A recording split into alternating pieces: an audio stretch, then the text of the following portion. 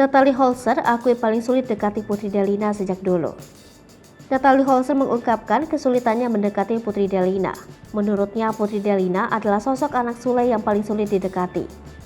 Natalie perlu usaha ekstra keras untuk mendekati anak perempuan satu-satunya Sule itu. Selama ini, Putri Delina sulit menerima Natalie Holzer sejak awal perkenalan. Pengakuan ini disampaikan Natalie saat hadir sebagai bintang tamu di YouTube Ruang Interogasi bersama host Gilang Dirga.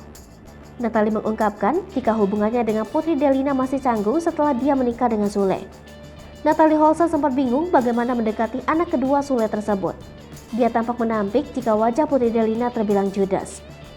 Menyikapi kekhawatirannya, Natalie tetap berusaha mendekati Putri Delina. Sebagai sesama perempuan, dia berusaha menciptakan hubungan dekat bak kakak adik.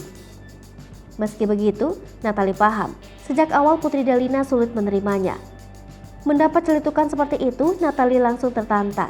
Kendati tak mudah, dia mengaku bakal terus berusaha demi cintanya ke Sule. Sejak awal menikah, Natalie tak cuma harus menerima Sule, namun sepaket dengan keempat anak suaminya. Kini, Natalie Holzer memilih untuk menyudahi pernikahannya dengan Sule.